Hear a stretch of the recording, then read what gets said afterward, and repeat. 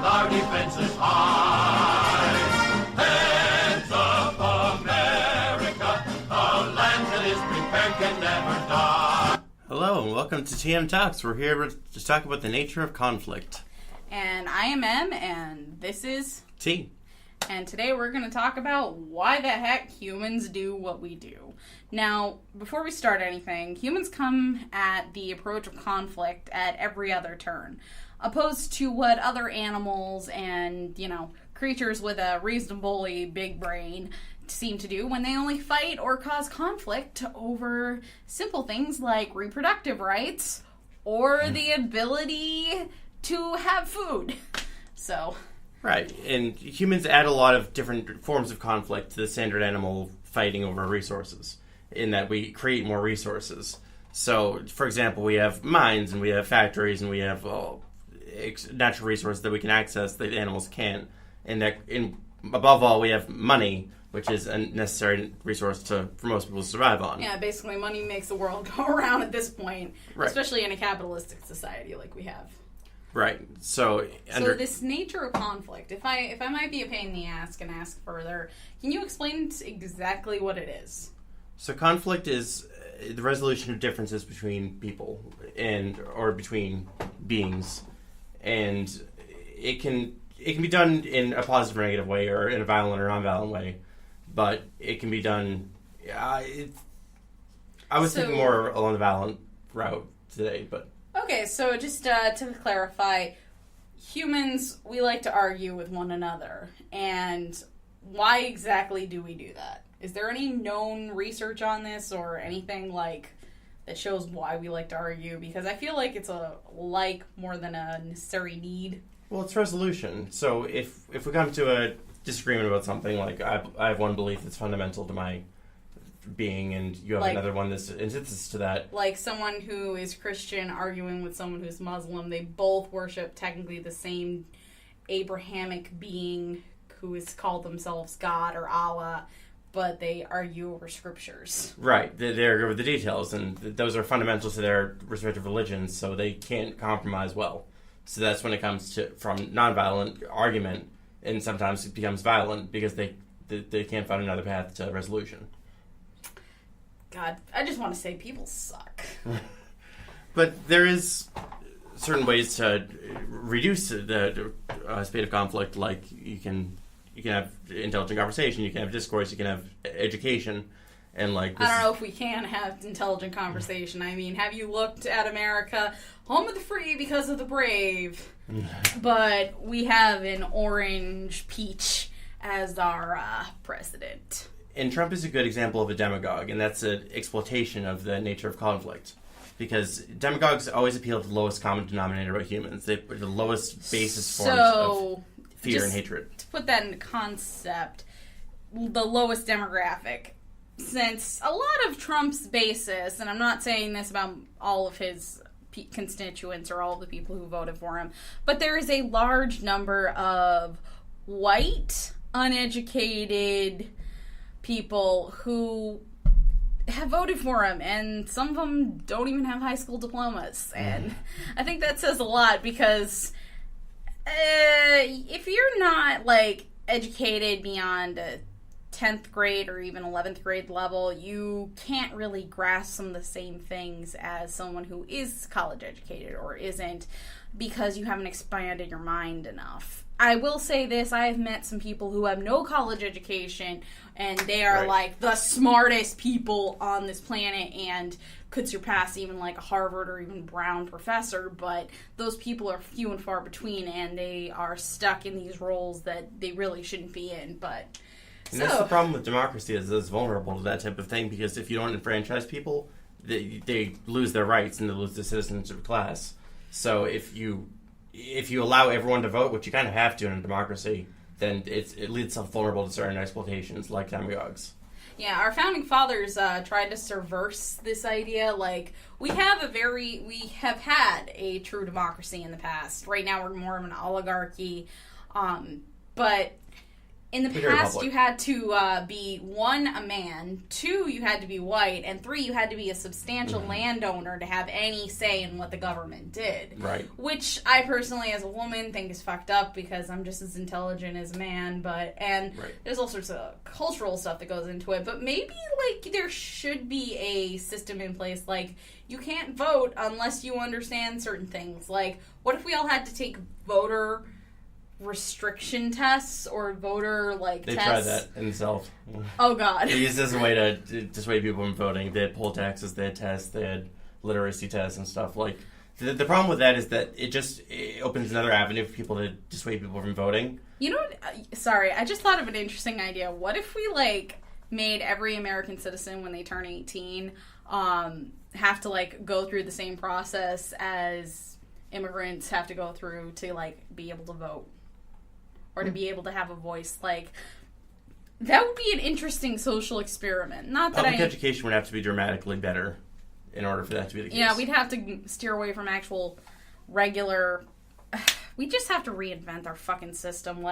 Even baby boomers. I was watching this documentary the other week on how baby boomers basically messed up the school system because the largest population after World War II that went into the education system, teachers didn't know how to fucking handle it. They had to switch from being actually teaching kids and helping them figure out their own shit to managing a very large classroom of kids that were 100 plus. And that's pretty, there were classrooms 60 plus kids, and baby boomers, I don't know how you guys survived and got what you got, but their entire generation messed things up and kind of created what we know as a modern school system. And teachers have been getting pushed under the dust for the longest time. And even in modern day America in 2018, we have teachers that can't pay their own they aren't paid enough, and basically they're just glorified babysitters at this point.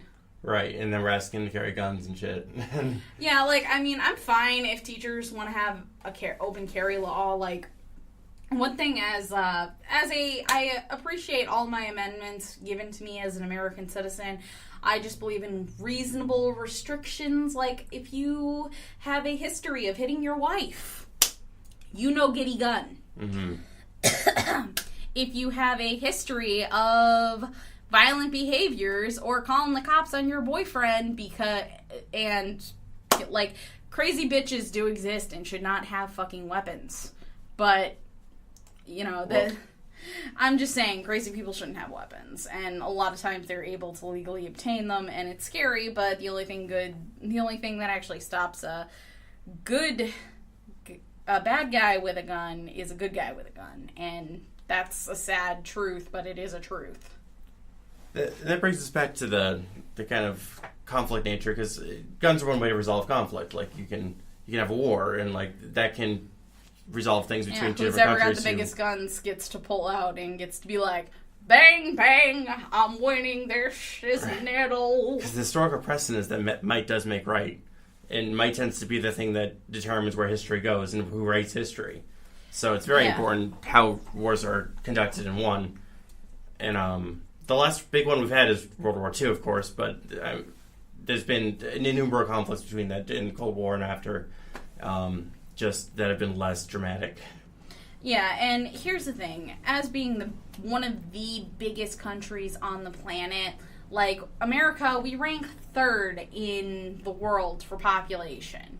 That's only falling behind China and India, who have people in the billions. We only have, I think last time I checked it was somewhere in 360 million. 360, 375 million. I mean, there are a lot of people in our country. We also happen to be way better educated than the average person in India or inside of China. I mean, in the last 20 years, that might actually be changing, but America, we are one of the greatest countries on the planet. We're educated in a certain way.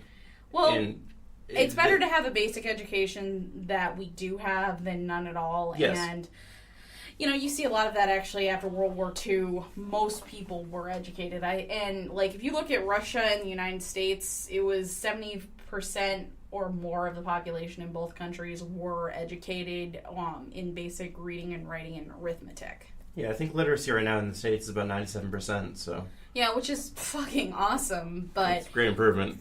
the problem that we're facing, everybody's getting to a baseline of education and educated, but we're not changing the way we approach education. It's just creating a very weakened society intellectually. Right. Like, the last election, Trump versus Clinton, I feel like was insulting to the American public because, you know, you either voted for Trump because you didn't want Clinton or you actually genuinely liked him, which you're totally entitled to your opinion, or you voted for Clinton because you didn't want Trump, but you're still voting for Clinton.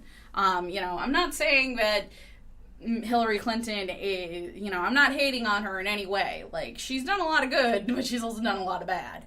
And I don't hold her accountable for what her husband has done, which Bill Clinton, I think, is the one president who's gotten the most blowjobs publicly known inside of the White House. Hey. JFK? Really? Oh, hey, I didn't even think of that. Yeah. I just think JFK, I don't really necessarily think of him fucking inside of the White House. I just think he fucked everything around it within a 10 square mile radius. He patrolled the perimeter. Clinton was just in the Oval Office. Yeah, Clinton's not the OG bad boy. That would be Kennedy. And then, I mean, if we want to get into how much... Wow, how did we go from oligarchs to, demagogues to how much the presidents are getting blown in the Oval Office? See, this is what happens on TMTalks. We talk about everything and nothing's off limits. True. Including ourselves. But I did want to get to World War II. And, all right. So that... Hitler's the best example of a demagogue we have in modern history, and that was an example of democracy being exploited in order to further some radical agenda. But that radical agenda wasn't commutable with the rest of the world. How would you categorize Hitler when he came to power and changed it from a democracy to something else? What did that technically become? What did the demagogue of assholery that is Hitler... What did he create, or what kind of system did he switch to? Was it like... It was fascism, but it was basically corporatist fascism. It started in Italy and under Mussolini in the 1920s, but from then evolved into more of a... I don't want to say right wing because it's more corporatist. It's basically it's like a dictatorship, but the people have slightly more rights. It's kind of what it vibes. It was very much a dictatorship in every respect. They didn't have rights at all. People had to join the Hitler Youth, for example. People had to join the Nazi Party. They didn't have a choice in the matter any more than they did in the Soviet Union. But the focus wasn't on... Like in the Soviets, the focus in the general sense was on the people, quote-unquote. And under the Germans, it was basically... Krupp ran a lot of things in Germany in the Nazi era. Like, the German corporations, the money in Germany was huge, and that was hugely influential in stirring up hate against the French, for example, because the French had come in and undercut a lot of their goods. You know, as you're saying this, I'm just thinking about how the corporate America is really backing Trump and how kind of scary the parallels are there. Not that I'm saying Trump has any influence on that, but he does talk about how he is a big businessman, and anyone who's read his book, The Art of the Deal, will know that he is good when it comes to manipulating business and business practices. Yeah, he's good at manipulating people. That's it. He's good at distracting and manipulating. He's just a big distractor from power.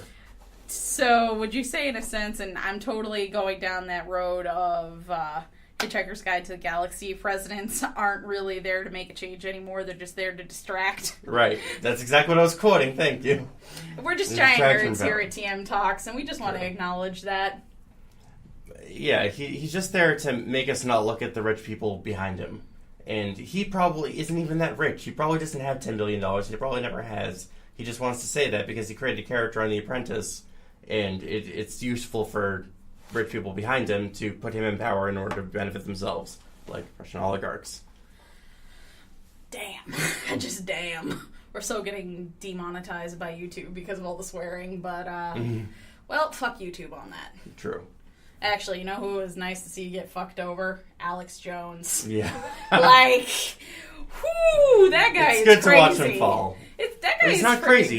He's just very evil and like. Okay, well, I'm sorry. I categorize someone as like batshit insane when you start saying the parents from Sandy Hook are a false flag operation and all of that. Like, that's horrible. The Sandy Hook situation. Like anyone who I live right near there. Oh my god, just like fucking Christ. The Alex Jones, like, what kind of drugs is he doing? He's crazier than David Icke. And if you don't know who David Icke is, Generation Y, or even Generation Z, oh my god, I don't know why I know this, but he's the guy who came up with the reptilian conspiracy. And he makes a lot of money, or has made a lot of money off of it in the past, and the guy looks absolutely insane. Like, he's the weirdest looking white dude. Like, and he makes just money is. off of fake supplements. Like, he's this snake oil salesman talking about reptilians, which I think is pretty hilarious, but... Hey, I mean, I guess you gotta make your money where you can, and I guess prior to YouTube, that's how you did it. Yeah, you just do it by turning the fucking cross gay. So... Fucking Christ, though. Just gotta yell really loud. He's the exact archetype of the angry man that hires, the Fox News guy had... Basically, he made Bill O'Reilly, but Alex Jones did it better. Yeah, like, but back on, humans and conflict. When we get into it, everything is a point of conflict for humans. Why is it so hard for us to grasp as a species the simple idea that we have more in common than we have in difference? Like, why does our very uniqueness have to become... Like, why do we have to argue about things? Like, I think we can all agree that pedophiles should hang. Like, and anyone who wants to argue against that, whoo. Right. Like, I think... But that's an easy one. Like, there's a lot of things like... Alright, let's name 5 things each that I think all people can agree upon.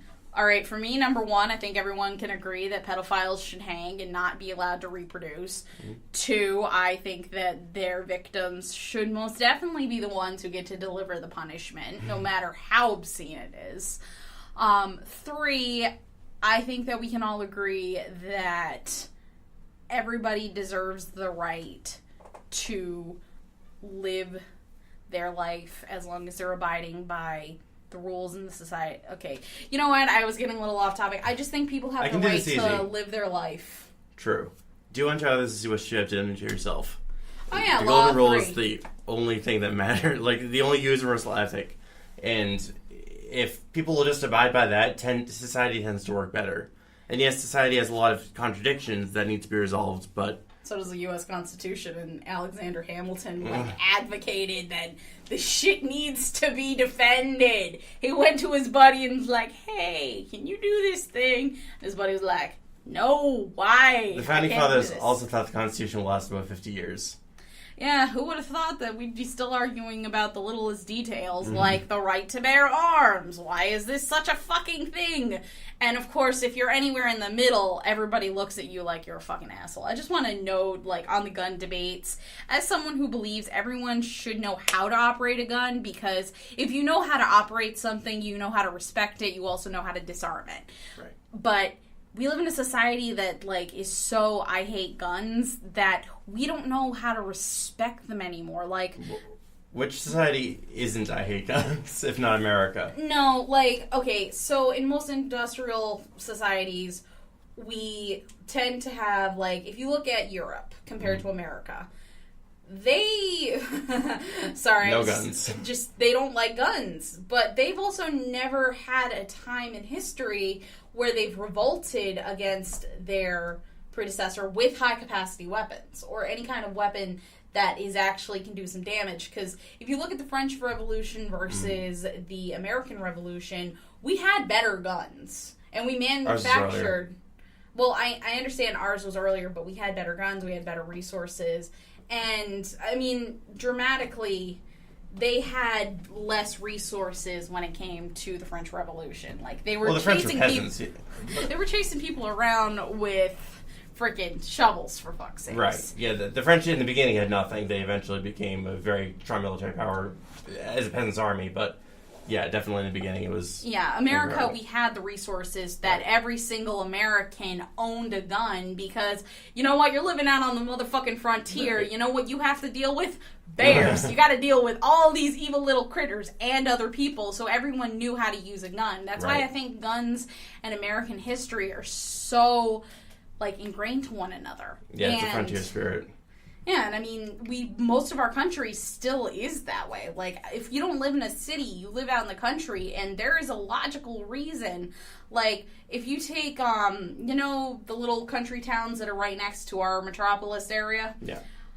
There's a reason why, after I lived in them, I became more pro-gun, because, you see this giant bear walk through your freaking backyard, and we're only talking 10 miles from our current location. Mm-hmm. You see a bear walk through your backyard, you don't want your freaking chihuahua barking at it. Although I have seen a chihuahua scare a bear, but very young bear. But, okay. We're talking animals that are potentially dangerous. And I think that that's like how the city mindset and the country mindset are different. Like, you need a gun in the country. Like, if you live in the Midwest, I get why Indiana has such lean laws on guns, because your neighbors are few and far between in most times, and if you live on a farm, God forbid. Also, like, all of Indiana scares me at night because it's nothing but farms. It's terrifying. Well, that's geographically, most of the country is rural, but population-wise, 80% of the country is in urban areas. So I think that's a lot of why there's this debate, because in the city, you don't really often need a gun. I mean, it's self-defense, sure, but you don't need to hunt a bear in the city. Yeah, but I think it's the lack of our empathetic knowledge on guns and why we need them in our country that we don't address. And I think it's something that actually Bernie Sanders kind of got, because he was not ranked very well by the NRA. He had like a D rating, which is pretty meh. It's a very It's sad also the rating. NRA, though. They're pretty leaning. Yeah, but here's the thing. He got in his state why guns worked and why they didn't in some places. And I just think that everyone should, I actually think we should have inside our public school system, to better our society, everyone should know how to handle a gun. Like, every single kid that is, not kid, I'd probably say everyone who's 16 and older should be trained on how to utilize a weapon, how to disarm it, how to put it together. I know that's very militaristic and people don't exactly like that idea, but we need to educate people. And a gun is just a hunk of metal that is projectiling something at a high rate of speed. It is not the person behind it, and that's the thing. The gun debate is just, when you rip away the gun, it's just people fighting against one another. And we need to basically take our shit and be like, hey, we need to educate, we need to do better. And as liberals, conservatives, I think we can all agree that if we have a better understanding of how a gun works and how the gun laws and how this plays into our history, there should be an entire course on guns in high school for kids to take and understand it better. Because we have to live with them anyway. It's not like we can undo Pandora's box with a gun thing. Yeah, and I will never, ever, as someone who is becoming a gun owner, I will never think that it's not necessary, no matter where I live. Because I understand that a gun is a powerful weapon, and especially as a woman inside of this society, you fucking need it. And if you have a pink sparkly gun, guess what? Someone's not gonna mess with you, or you'll be able to stop your rapists. And oh my god, sorry, this just reminded me of something fucked up.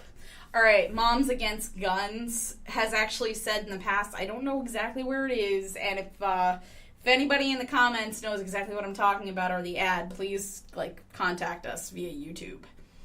They have made a thing where it says, or an advertisement of sorts, that rape only lasts a few minutes. A bullet ends a life. And it's I'd rather end someone's life, I'm sorry, but I'd rather have a woman with a gun shoot somebody who's going to try and rape her or assault her than the assaulter get away. And I think we can all agree at the end of the day, we want to protect our mothers, daughters, and everyone in between.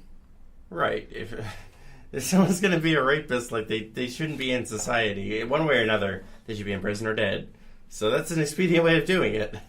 Yeah, and I think every woman can agree that they would rather shoot the guy who's trying to rape them, or woman, because women on women sexual violence does happen. We'd rather shoot our attacker and end their life than let them live. And I mean, I understand some people are Christians and they don't really want that or want to go down that path, but you know what? I'm sorry. You can't always turn the other cheek. Yeah, there are some things where you have to nut up or shut up, and you know what? Shooting a rapist in the face is probably one of the best ways. Or shooting him in the junk. And that goes back to the paradox of tolerance that I like referencing. And a tolerant society can't tolerate an intolerant society. Well, intolerance will inevitably take over a tolerant society without limits. So if you are tolerant of everything, like rapists or pedophiles, or letting Nazis have open speak, like that one bitch in our area who, her name is Sarah Ferris, I believe. She's a known Nazi who was wearing Nazi propaganda from like World War II at the Province Mall like 3 months ago. It's just a huge thing I followed. And if you go on Turtle Boy's website, I'm sure he has something on that. But it's like, when do we let Nazis have a voice? Because in my opinion, we don't and we can't, because if voices like the Nazis, which won't tolerate any voice but their own and won't listen to any voice but their own, are allowed to speak, then they'll take over, as they did in Germany. Like, there's a lot of precedents for this. It's not like just Germany either. I mean, it happened a bunch of other places every time there's a demagogue since Athens. Yeah, and I just want to note that my great-grandpa did not almost die in World War II and have horrible PTSD his entire life. Like, my grandma couldn't even run the fucking vacuum with him in the same room. That bad. He didn't give his psychological health for some motherfucking little bass bitch to come up and say, oh, I'm a Nazi, blah, blah, blah, blah, blah. I'm an intolerant little fucktard who ain't got nothing going on for her other than this idealism that is bullshit. Okay? Nazis, if you see them, you fucking beat them up, you kick their ass, and I am like, no, my family did not give psychological health, or I have several great uncles apparently who gave their life for this country to kill Nazis. Fuck Nazis. They don't deserve any rights. And I don't care if they're an American-born citizen or not.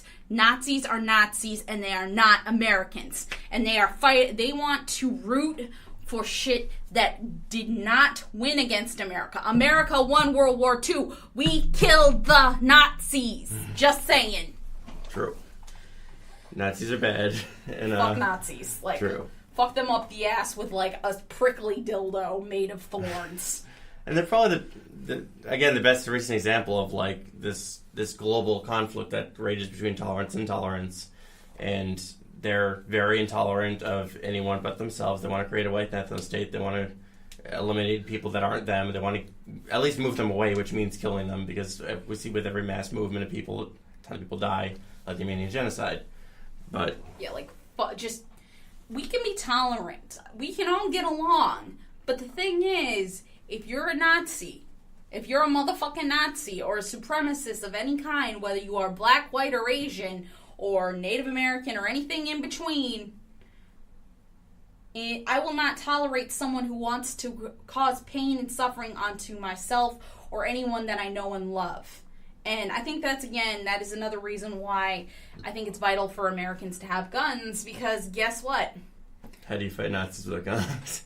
Yeah, I mean, I know Massachusetts, we kind of have a backup for that because we have such a bad bomb problem. Like, bombs are a thing in the Northeast, since we have like stricter gun laws, and a lot of people are really into their homegrown issue bombs.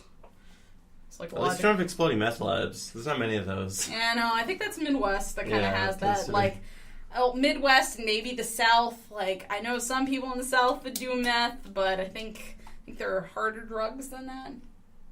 Yeah, I'd imagine. And that's fentanyl. Excuse me. And, but yeah, like, fuck Nazis. Sorry if I'm so hell-bent on that, people. But sure. I think we can all agree. Punch a Nazi in the face. Do what Rick and his granddaughter did in that one episode where they punched a Nazi. And they punched a guy who was angry to a puppy. Like, how can you not love puppies? Yeah, it's like when Rick and Summer beat up Satan, only Satan's Hitler. Yeah, or like, any given Nazi. Just fuck Nazis. And if there are any Nazis Satan's listening... Richard Spencer. And if there are any Nazis listening, you're rooting for a team that lost like 100 years ago. It's pretty fucking sad. Like, you're pretty fucking pathetic. I'm sorry your mommy didn't love you enough. All right, well, we're hitting our 30-minute mark. So, is there any closing thoughts do you want to talk about, T?